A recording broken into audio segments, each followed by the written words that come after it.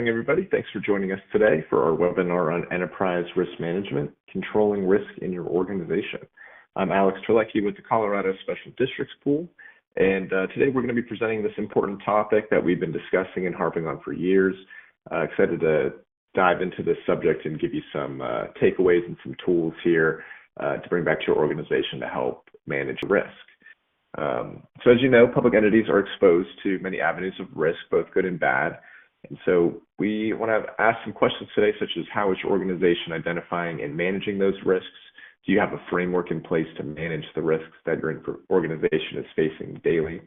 In this webinar specifically, we will discuss how to identify, assess, and mitigate those risks, provide some control options that are prevalent to your organization in order for you to prepare for the what-ifs.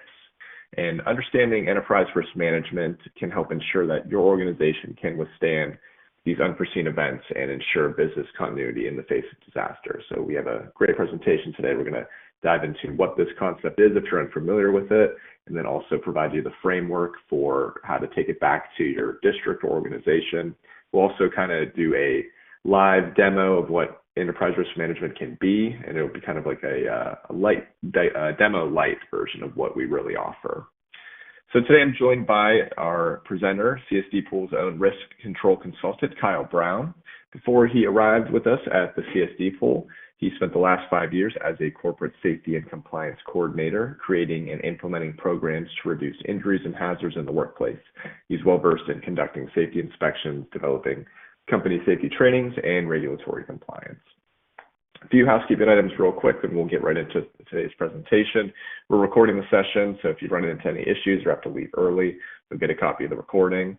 You can download these slides in the files box above the chat box, and if you have any questions throughout, feel free to type them in as we go along.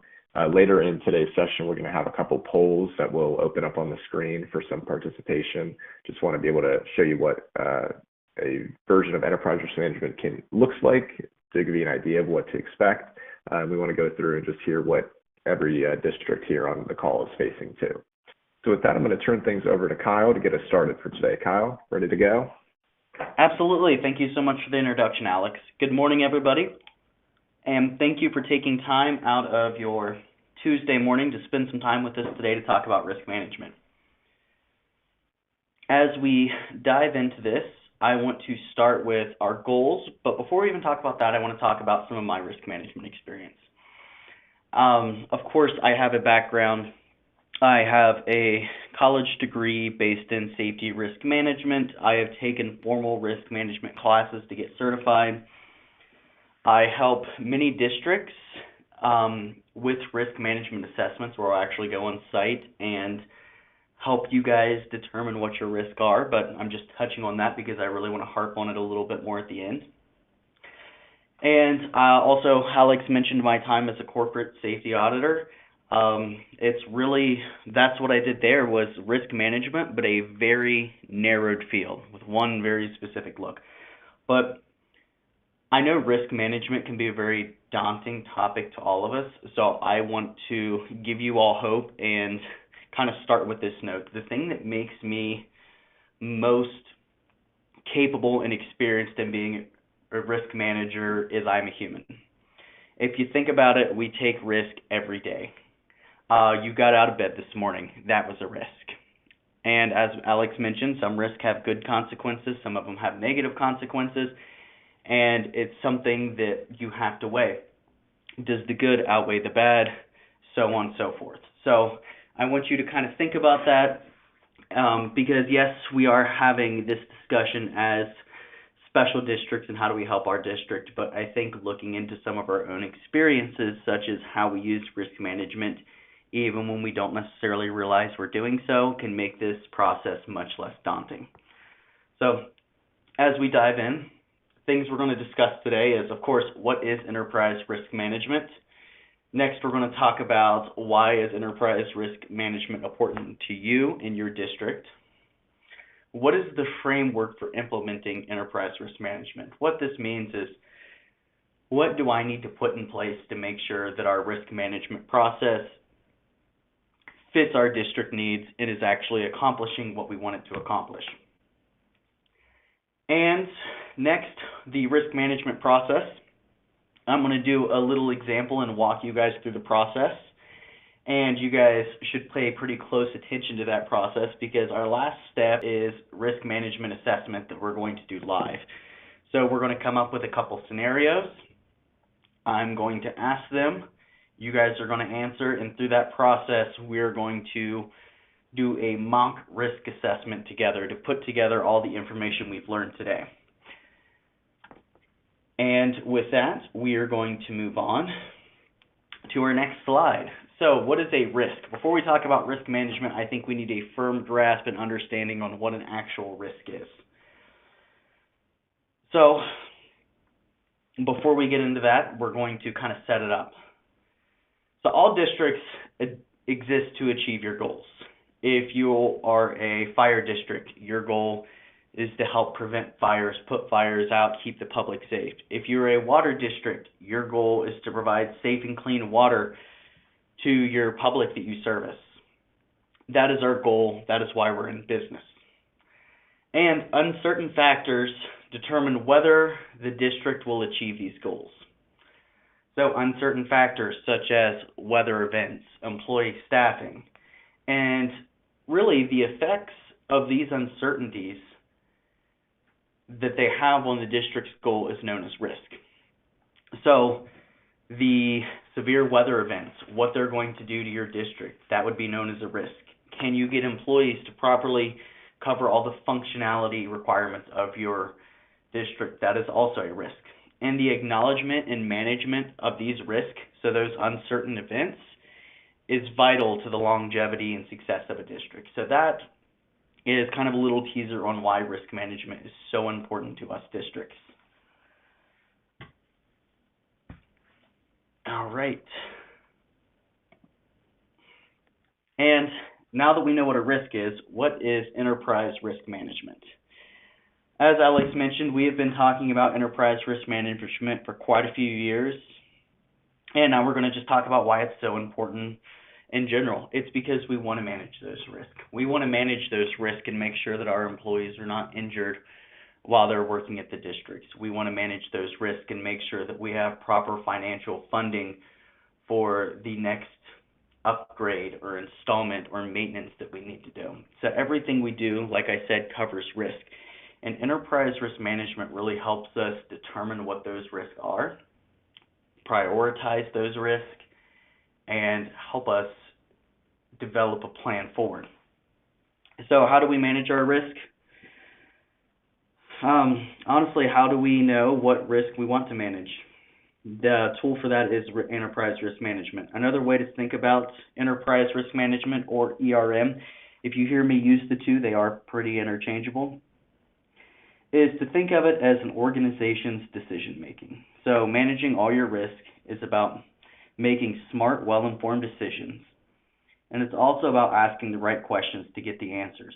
So if you are, let's say, having a staffing issue, you would want to ask those right questions.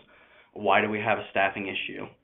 And once you figure out the why of the issue, next you want to start diving into the how.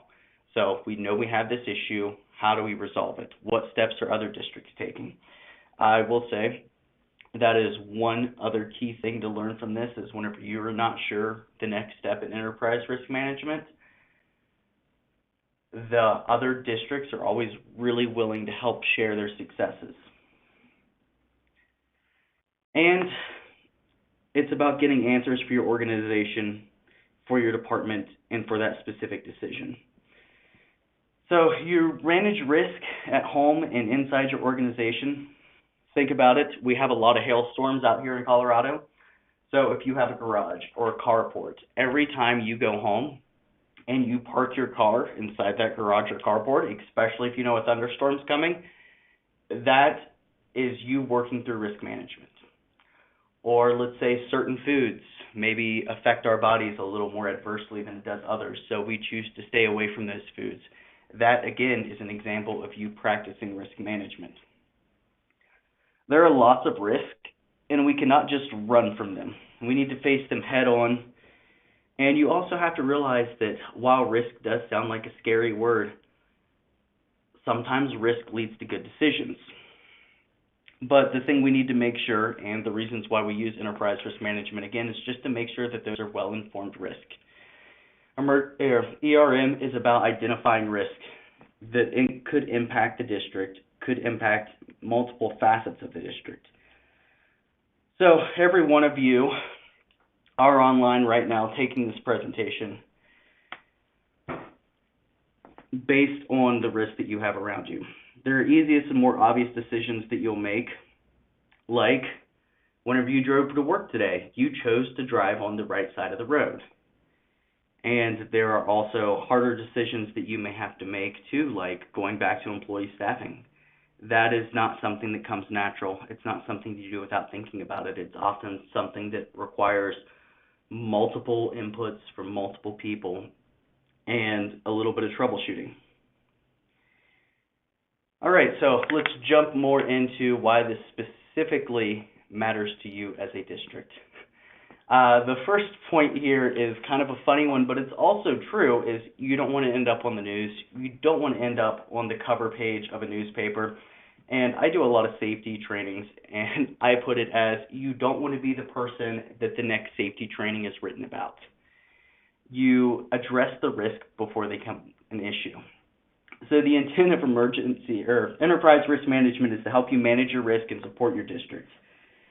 It is a way to uniformly talk about risk and a way to develop how you want risk handled at your district. So that is something else. We're going to talk about the basis, but I've visited quite a few special districts and I see quite a few names on here. Each one of you are a little bit different. So that means that your risk management process is going to have to be a little bit different as well. And we're going to dive into that in a few slides, but just keep that in mind. Our whole goal is to identify, assess, and prepare what could go wrong. It's also about helping to identify or analyze risks that are good and benefit from the organization. One example I give from this would be, let's say you're a metro district or a park and recreation district, and you have a parade coming up, or let's say a festival, and you want to know if the district is going to sponsor or selling alcohol at the event. Now, the positive and negative outcomes. Positive outcomes is district will get more revenue. It would be something to attract other people who may not come to the event. While negatives, somebody may drink too much. It may cause to more conflicts. It may cause you to have added security. So that would be an example of a risk that has good and bad. And you see the picture of the scales, and that's a perfect example of that. Is you've got to weigh out the good and bad. What if I'm selling alcohol at my event? Is it more beneficial to my district, or is there too many cons that could possibly go with it? And that's just a very broad, obvious one, but just like anything else, that could apply to many different facets. Next, you want to think about another way that a risk could be good. We'll say for a fire district. Let's say you're running on old equipment and you choose to purchase a new fire engine. So I know fire engines can be very expensive. So that's a financial risk right off the bat. But some of the good risks that would be associated with that are now we have an engine that's not going to break down. We're going to have less maintenance costs. Our firefighters are now going to have the best of the best as far as equipment goes. They're going to have up-to-date technology that are also going to help them mitigate their risk of staying safe while fighting the fire. ERM also helps you focus on what is important.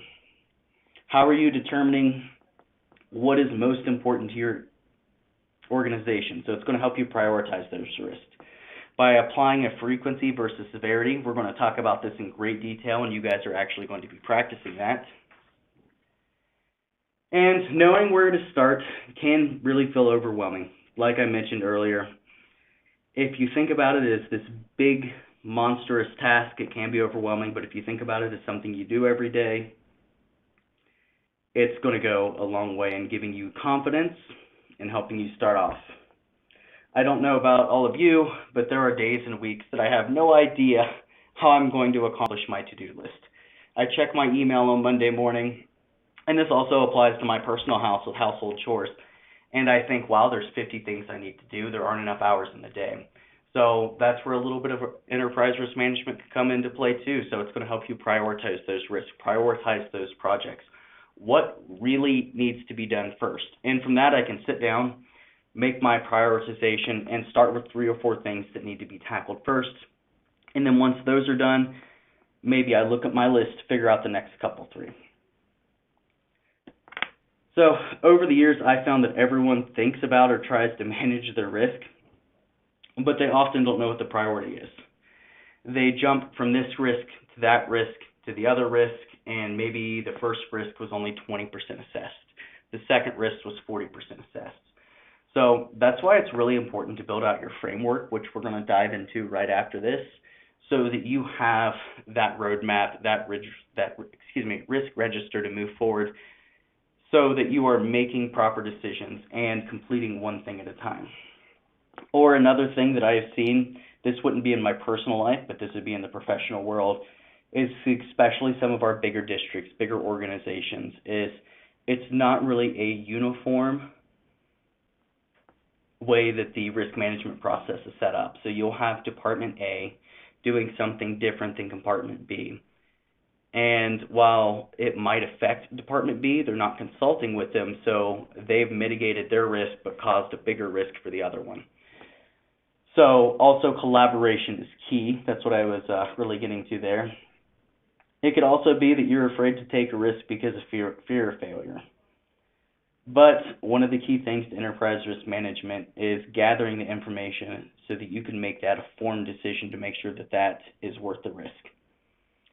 Next, I talked about collaboration for a second, but I also really want to stress participation in ERM. And that's great, especially if you're doing an entire district risk management process. Let's say you're looking at the district as a whole and we want to identify our top 5 risk. It's good to get participation from all levels. Get it from your field level employees, get it from your management, get some opinions from your board, because each person has a different skill set. They have a different involvement in the district, and they're going to be able to give you a deeper understanding, different angles of thought that you maybe didn't think of before. And it's going to give you that more holistic view of risk in your organization. And last but not least, I would say definitely the most important part of the risk management process is mitigation of risk. So we could spend months identifying, assessing, evaluating our risk. We could come up with every risk imaginable and have a 30-page book, but if you do nothing to mitigate those risks, to reduce those risks, to analyze those risks and see what's worth doing, then it doesn't really have much benefit to the district or to you as an individual. I'll use this example. Let's say I was driving into work this morning, and I'm going to go ahead and preface and say I was not actually doing this, and I was driving 25 over the speed limit. And I realized as I am speeding down the highway that this is increasing my risk. This is increasing the risk to the general public around me. But I take all this information and I still continue to go 25 over. That whole process, that whole on-the-fly risk assessment with myself was absolutely for naught. So, a long story short there is we want to make sure as we're doing this process, we are always looking for that end goal of once we identify the risk, how do we mitigate them? Just like all of you are here today because you know that risk management is important. You took the first step in mitigation. You took a webinar to understand the basics and to talk about how it can help your district. So you guys saw a risk and you've taken the first step in mitigation. So great job, everyone. Okay, there we go. It wasn't changing slides. Next, we're going to talk about the framework. I'm going to briefly touch on all of these because, again, it'll be different for each one. And I want to say if after this presentation you have any questions or you want to dive deeper into something, please let me know and I'd be happy to schedule a visitor call, but we'll touch on that more at the end. So integrating risk management is our first step. So integration. This is going to rely on the understanding of our organization and the context. So what is our district doing, and what's the context that risk management is going to play? It's going to be different for everybody. I briefly mentioned this because we're all different districts. Some of us have different activities, and even those of us who do have similar activities, we're in different areas of the state. We have a different size of our district itself, and our districts maybe have different goals set in place. And those are things that we have to keep in mind as we're integrating risk management, is we want to make sure that as we're going through the risk management process, we're not setting anything in the forefront that is going to hinder our goals or, let's say, counter our goals. So with the integration, we want to make sure that risk is managed in every part of our organizational structure, and it's everybody's responsibility, from a brand new entry-level new hire, or let's say a summer or seasonal help employee, all the way up to the board. Now, their involvement in risk and what they're going to be doing particularly may vary. Like, let's say we have a summer help employee who is in charge of lawn maintenance. His risk is going to be keeping safe as he's doing his job. Whereas your board member, they might be looking at the long-term longevity of the district and the bigger picture and how to implement that. And we want to, one way I always say is a good way to do it is to make sure that your purposes match. So start with your purpose and mission of the district and integrate risk management into that.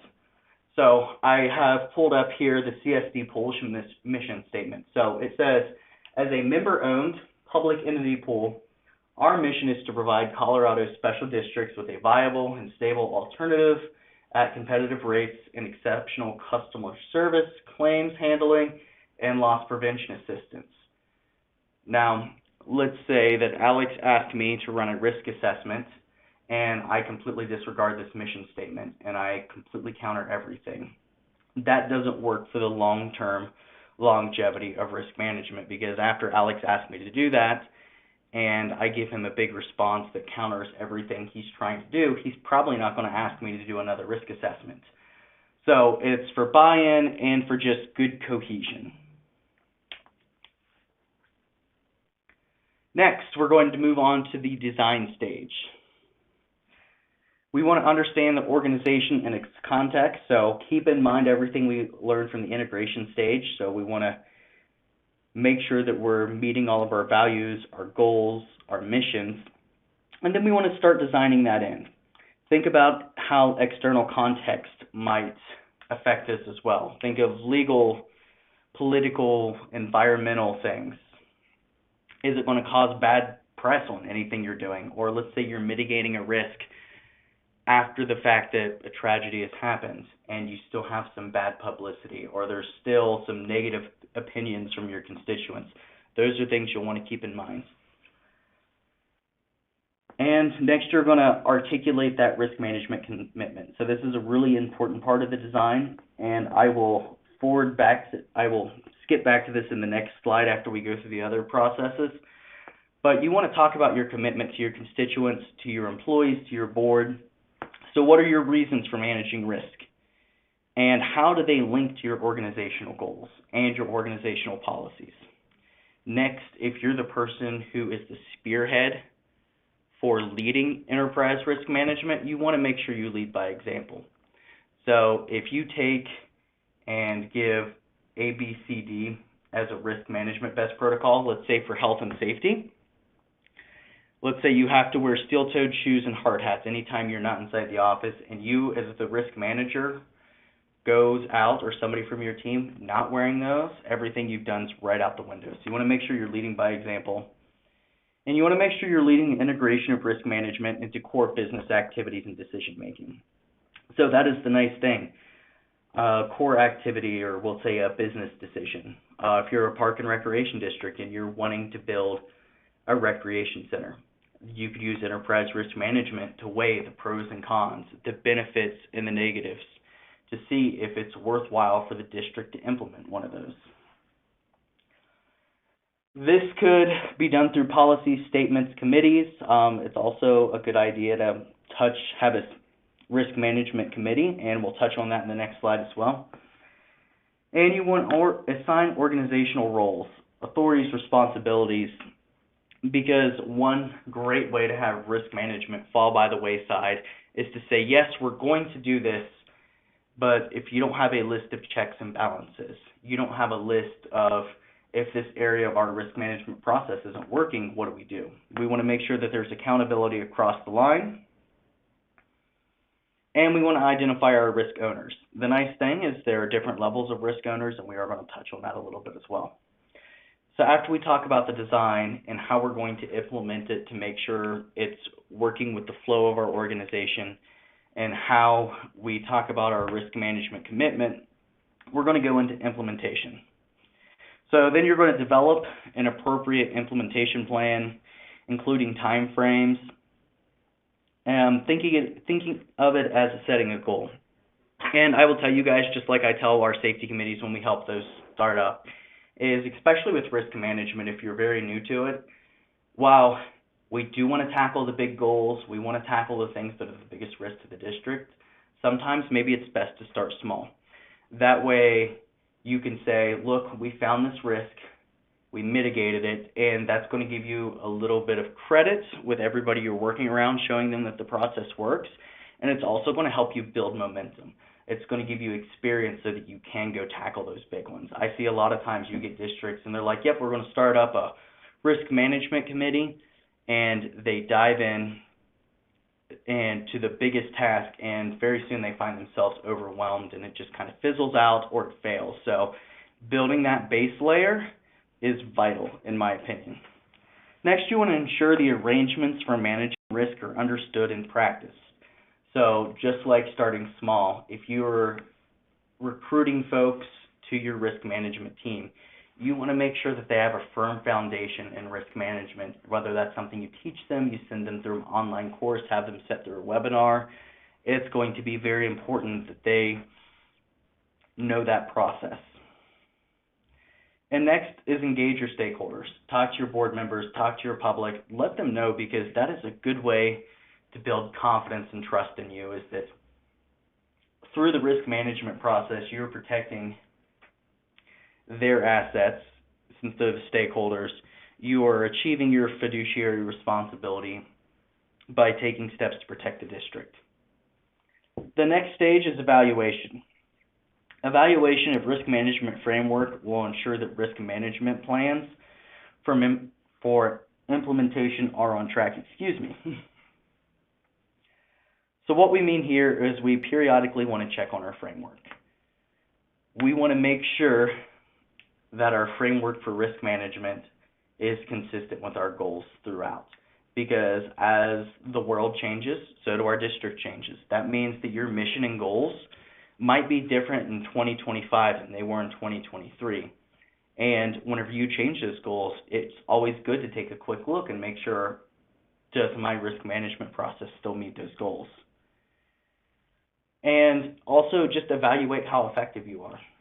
It's good to set some type of time frame for this. So we said that we were going to assess and come up with corrective actions over a 6-month period. But if your risk management team or your team hasn't done it, and let's say it's been 6 months, or let's say 2 years and nothing's been done, then maybe it's time to reevaluate the program and see where you're at.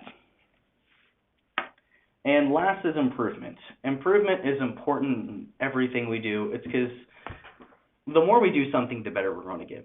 Let's say especially for you districts attending here who have no formal risk management program, or you've never done a risk management assessment, which is completely fine. As I said, this is the first step, but let's say after that first program, you find A, B, C, D needs to be done, or wow, this didn't work as effectively as it should have. We had a little bit lacking in our communication between different departments. That's where you would take that improvement and plug that back into your integration and design stage, because we're always looking to be better. And if you can go through a risk management process and say, I think nothing needs to be improved, everything's worked great, let me know, because I want to learn from you. So it's one of those things, we should just be striving for continual improvement. And I think that's one of the things with the health, safety, and risk world is it seems like if you figure out 100 different solutions to the problems you have, about time those are finished, you're going to have 100 more pop up. So it's just keeping you,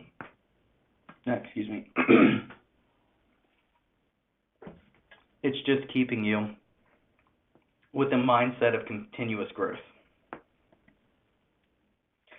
So,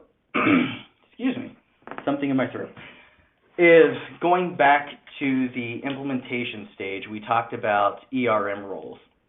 So the nice thing about ERM is it gets everybody involved, and I'm going to cover this. And I know this is a big list. There are a lot of committees and groups on here, and some of you may be saying, well, I am a small district with 3 folks. How am I supposed to cover all these? A lot of these overlap, so don't worry about that, because you could have somebody on an audit committee who's also an ERM working group, who's also part of the management team, and who's also a risk owner. So there is overlap, but this is just a broad idea of what these ERM roles will look like. So we're going to have our governing board. That's going to be our board. They're going to be in charge of oversight. So they're going to look at the big picture, the strategy, and hold management accountable. So let's say going back to the fire truck example, they're going to look at the big picture of what the fire truck's going to do, and they're going to think of examples on how it's going to be done, and they're going to hold our audit committee and our advisory committee accountable for making the most informed decision. Typically, they're not actually going to get out there and make the decisions, typically they're not going to get out there and actually do the RM process. They're just going to analyze the data, especially for those big decisions that need to be made. Next, we have an audit committee. Their real job is just assurance. They're going to report to the board on key risk and make sure that those risks are integrated into the audit plan and integrated into future goals for the district. Next, we have an ERM advisory committee.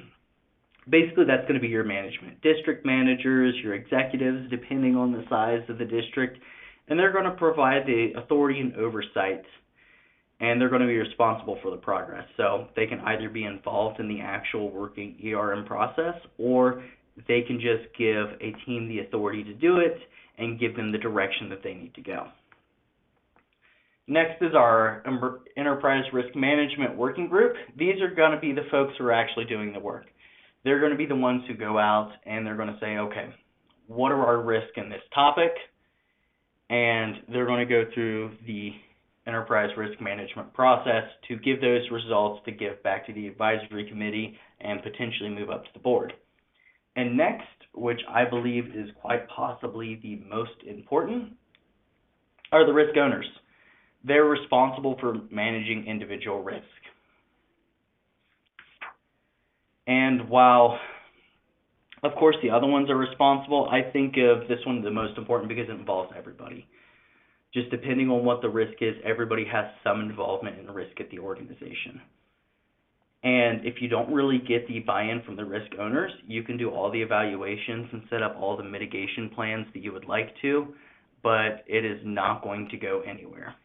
I give the example of, let's say that you've done a risk assessment for employee safety while working in icing conditions because you have an issue with slips, trips, and falls. And your solution is to have everybody wear max tracks, ice cleats, whatever you want to call them, that helps them have traction on the ice. But your risk owners, aka the people working out in the ice, refuse to put them on. They think it's an inconvenience. Then just like not following through with the mitigation at all, it's all for naught. So you want to make sure that you also have the buy-in for whatever your risk mitigation may be.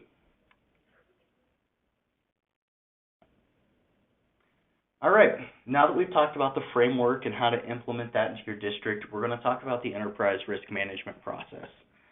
So what does it actually look like whenever you're evaluating a risk for your district? And there are 5 parts to this, and you can expand this in a million different ways if you want to, but for the purpose of this webinar, I decided to keep it short and sweet and very high level. So we have risk assessment. We also have risk identification. There's risk analysis, risk evaluation, and risk mitigation. So to start this off, we have our risk assessments. If we'll change the page, there we go. So a risk assessment is what risk are we assessing, or what group of risk.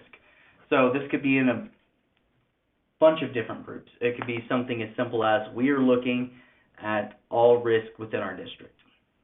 But let's say maybe you want to get a little more specific and say we are looking at financial risk in the district. We want to know the risk associated with vehicles. We want to know the risk associated with human resource problems. So again, it can cover all facets, but for us working through the risk management processes, I'm talking about it, I'm going to go with vehicles, because I would say most districts have vehicles, and if you don't have a vehicle, I would say chances are that you drive your vehicle to work some days. So next we're going to talk about why are assessing these risks important. Well, why is it important to assess the risk of a vehicle? Well, because there are negative risk, negative consequences associated with vehicle ownership, vehicle operation, or just have vehicles around. And just a reminder, I'm using a vehicle for this example. This could apply to anything.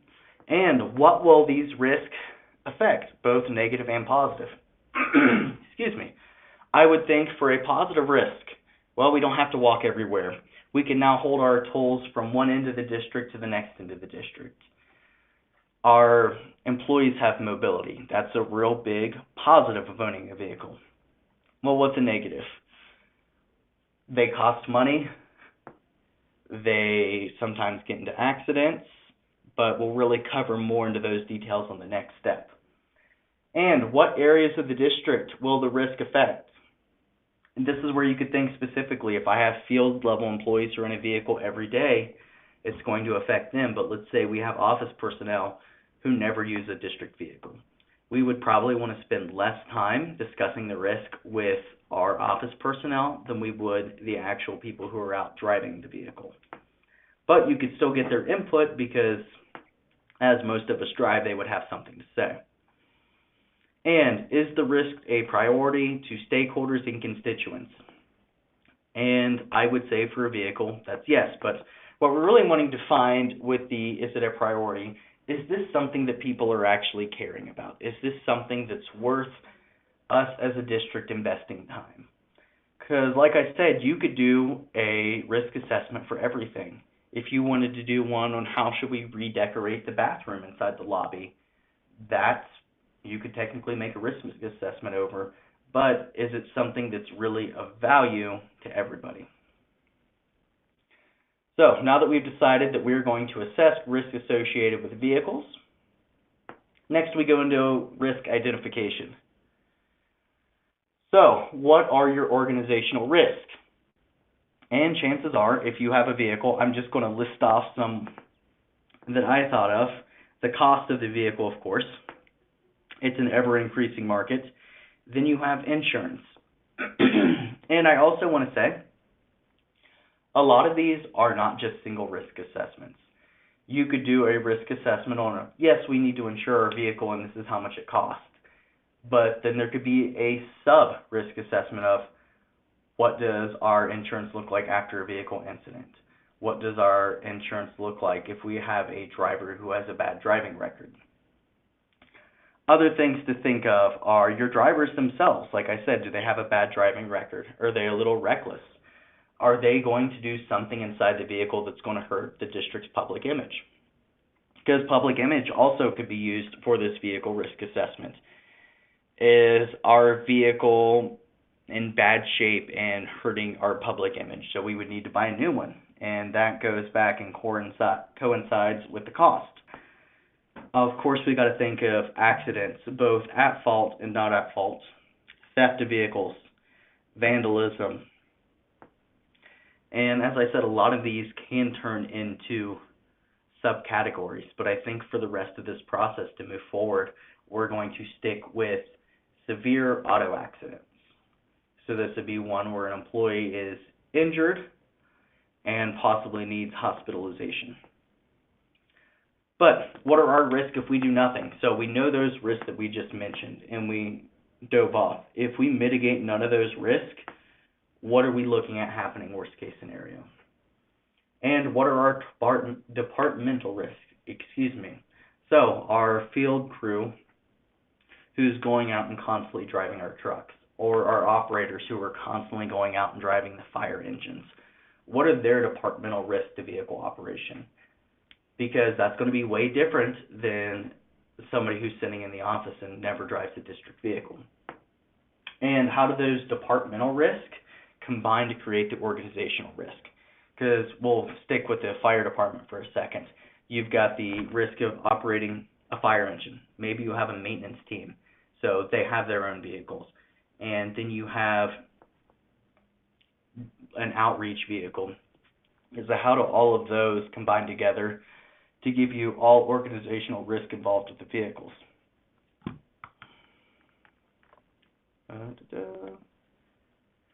So next is the risk analysis. As I mentioned a second ago, we are going to go with a severe vehicle injury. This is one of the key cornerstones to enterprise risk management, I believe, and it's our risk rating system. So it's going to compare the risk from probability versus severity, which tells us how likely is this to happen, and if it does happen, how serious are the consequences. Now, there are some variations to this, and no one fits all, so that's another thing that would go back out whenever you're designing your layouts for risk management for your district or for your framework is, which of these severity models do we want to use? I chose this one today, and I'll walk through it. So our probability is how likely we think that incident is to occur. So how likely is it that we are going to have a severe driving accident? So a 1 on this scale is improbable. So I would say most likely that's not going to happen. We can reasonably go through our day and not expect this. Whereas a 5 would be very frequently. I would say monthly, bi-monthly. It's something that you're not really saying if this happens, it's more of a when it happens question, or when it happens again question. Next section we're going to go through is our severity rating. And just like probability, it's rated on a 1 through 4 scale, where 1 would be it's pretty negligible. Something happened, but it's not something we're going to have to worry about. I would think of the water cooler running out of water. Yes, the water cooler is out of water right now, but we can refill it, and nobody was negatively affected. Whereas you would think of 4 as a catastrophe. I would consider this something that hinders the operation of the district, something that has an employee who has a severe injury that's probably life-changing or debilitating. And so what you do on this risk analysis rating scale is you will multiply whatever number you pick for probability by the number that you pick for severity. So I'm going to just go ahead and estimate high so we have a good number to work with here.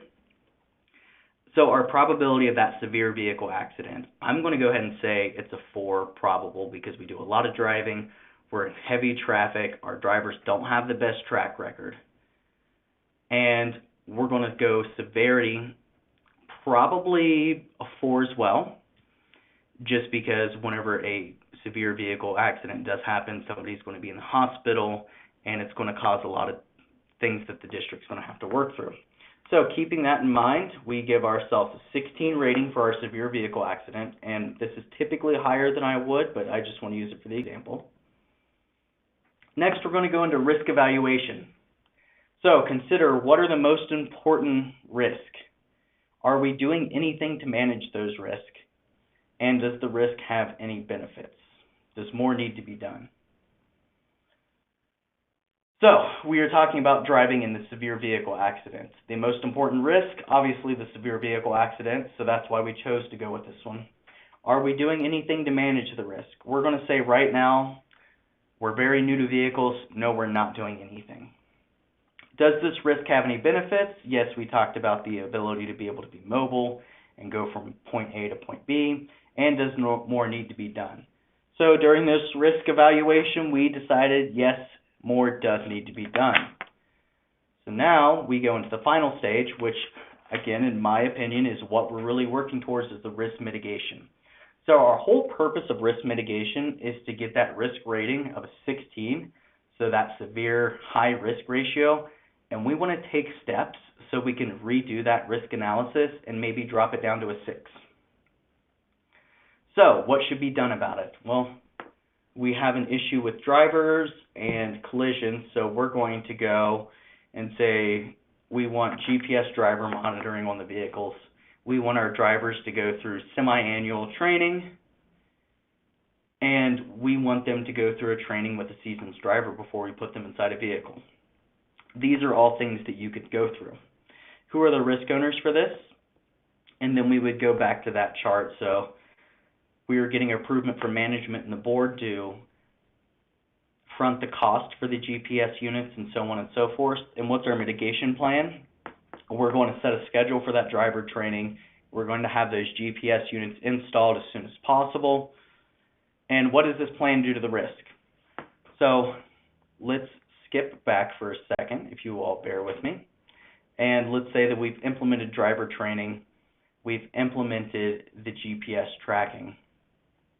Now let's say our probability of a severe accident has dropped from a 4 to a 2, and our severity is still going to be a 4 because when a severe accident does happen, it's catastrophic, and we didn't do anything to add further protection into the vehicles.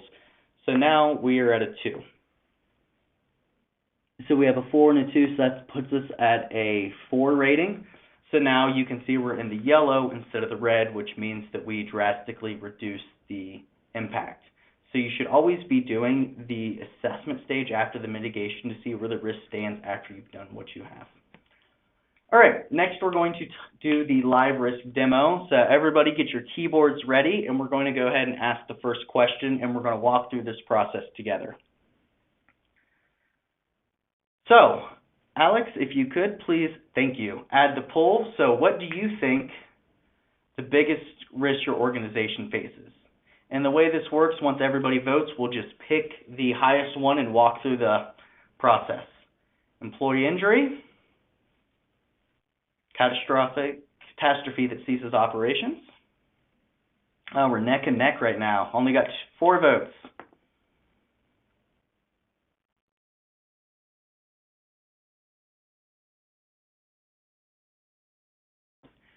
All right. We'll give you guys just a few more seconds. Remember, we're going to apply all those principles that we just walked through where I give the example, but this is your guys' time to shine with your input. So it looks like we are neck and neck for catastrophe that ceases operations and employee injury. All right. So I've got employee injury at 50% with 8 votes, and we'll leave it there. So depending on your district, employee injury could mean a lot of different things. It could be a confined space injury, slipping on ice, lifting is a lot of them that we see. So from there, I want to go ahead and I'm just going to pick out a different category of, or we'll just say employee injury in general. This would be an injury that has to be reported to the insurance company. So something that has a marginal cost to it and is probably going to result with your employee having some time off work. With that in mind, Alex, if you will pull up the next question. And I know we could have done the assessment in a little bit more detail, but we're just going to stick with employee injury for time's sake. Next, we're going to be voting on how frequent that is. So at your district, how often are employees getting injured? And keep in mind, this is an injury that results in an insurance claim. So not a scraped elbow, but something that is a pretty big deal, something to where you would have to cover the cost of that employee. something where you would have to probably find somebody to hold their position for a little bit. All right, awesome. Thank you guys for participating. Isn't this fun? So it looks like we're kind of settled on the 3 range. So for our frequency, we're rating this at a 3 out of 5. So I'm going to make note of that. And next, we're going to go to severity, if you would, Alex. And remember, severity is how much of an impact is this going to have on the district, where 1 is a minimal impact and a 5 is a substantial impact. Now, keep in mind, I didn't put as many details into this for time's sake, but we're just going to assume it's a run-of-the-mill injury, not something that's debilitating. So we're going to say 3. I think 3 is a pretty safe assessment because you do have the financial ramifications of insurance costs, deductibles, and you also have to worry about getting that employee back into the workplace and who's going to cover their help, or who's going to help cover what they do in the meantime. So it looks like we settled on a 3 again. So a 3 by 3 is a 9. So 9 puts us at, I would say, marginal to high risk rating. And we really want that to be low to medium. So with that in mind, my last question, it does not have a poll. You guys can just go ahead and type into the chat box, what do you think some good corrective actions or mitigation could be? Let's say for the district that I'm running now, District A, we have no employee safety program, we're doing no trainings, there's no onboarding process. We really just have them come in and work through their job.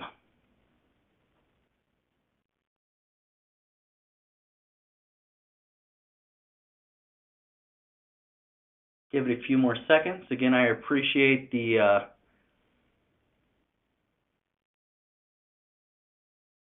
feedback from everybody. And also, Trevor, I want to answer your question of why isn't cybercrime on the list.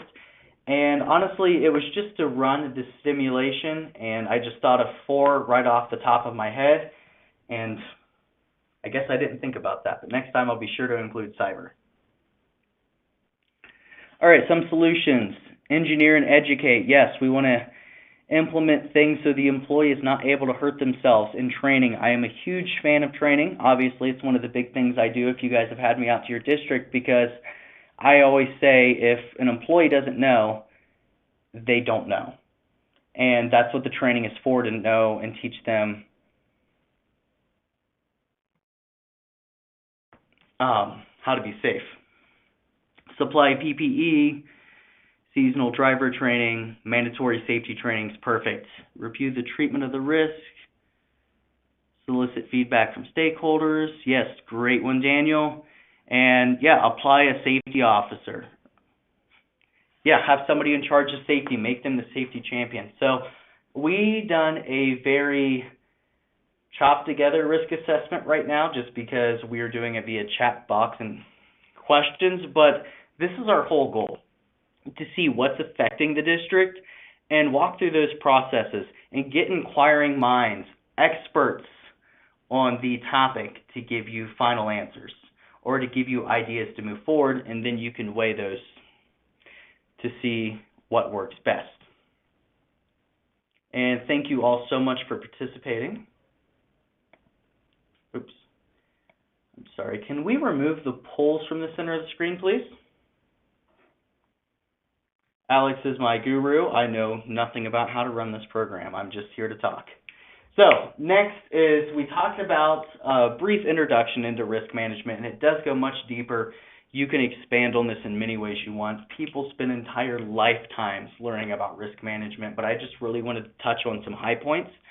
And so what are your next steps moving forward? Of course, you have attended this webinar, so you've taken the first step. Great job. Next is CSD pool risk consultations. Myself, I can come and talk to you about some of the risk in your district, see what other districts of similar functionality are having, and we can just see what you need to do. We have some templates on that framework for a risk management program. I can also come do a roundtable discussion. It's one of my favorite things. It's very similar to what we just done with our live testing, is we'll sit around the table. Maybe some folks from my team will join you. You'll have some folks from your team, and we'll sit there and we'll pick maybe all risk within the district, or we'll pick out one or two risk or a certain risk topic that you want to go through, and we'll chat through them together. And my involvement would be completely up to you all. Maybe it's one of those things to where I am facilitating the entire discussion, or maybe I'm just putting my 2 cents in and letting you guys run it. That's completely up to you. Next, we have our CSD pool reports. Currently, we have a stewardship report and a loss run report. This could be used for the risk management process for employee injury, which we're all concerned about, so that's great to hear. Well, it's great to hear that we're all concerned about it, but it's sad that we have to deal with employee injuries. But that's the nature of what we work in. So the stewardship report is going to show your historical data, such as EMODs, loss ratio, and how you compare to other entity types. So how you compare to other park and rec districts and so on and so forth. Very powerful document in my opinion. And the other one is a loss run report. I can pull up 10 years of loss run reports so you can see where are we having the most injuries, so you can develop that plan of, do we need training? Do we need to implement some engineering controls? Do our employees need PPE? So that's something else we can do. PREMA, or the Public Risk Management Association, is a great resource. They have an enterprise risk management training. It's 4 days long, 2 hours a day, so you can do it from home, and it's a great foundation into enterprise risk management. I highly recommend that to everyone. And last but not least, I would like one more question from you guys. So we at the CSD Pool are currently developing a risk management software. So we can do that live risk management assessment in a more streamlined fashion, so you guys can answer questions being half a state away, so on and so forth. But anyways, we just want to make it more convenient for you to do these risk assessments. With that in mind, we are working with some partners to develop something that's very specific to us. Our thoughts are, you are all very special at special districts, so you need a risk management software that's designed to fit your needs.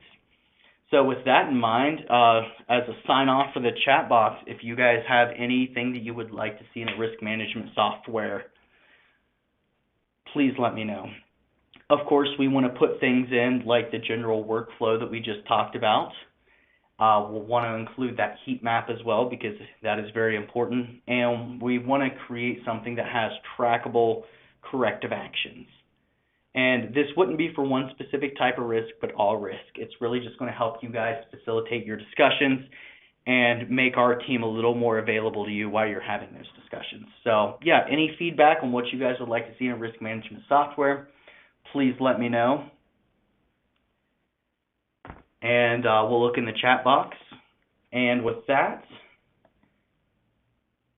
I'm going to end you with a quote that I found pretty powerful as I was doing research for this. So it says, thoughtfully assessing and addressing enterprise risk and placing a high value on transparency. It says corporate, we're going to say district transparency, can protect the one thing that we cannot afford to lose is trust. And that really hit home with me, because we are special districts, and we have to have trust from our constituents, from our stakeholders, from our board, and if we don't have that, we cease to operate. So we're looking to see that they trust us to operate the district, that our employees trust us that they can come to work every day and come home. They trust us that we're going to manage risk such as cyber and take proper steps before we have somebody come in and hack our SCADA accounts. So it's really about taking risk so that we can be trusted to protect our district and protect our stakeholders. And yeah, lastly, if anything else comes up, any questions, thoughts, concerns, if you want to schedule a little more in-depth enterprise risk management talk, email safety@CSDpool. I'll be so happy to have a phone call or come out and see you guys. Or if you think of anything else that you would like to see on a risk management software. If nothing else, again, thank you all for attending. Enjoy the rest of your Tuesday.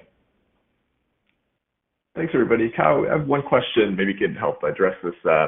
Do we have any updated risk registers? Daniel Siebert was really gracious in providing one that he had worked with in the past that we put into the files box, but just wanted to see if we had anything updated we could send out to members. Right offhand, I'm not sure, but I can do a little bit of digging and reply back to you and Daniel.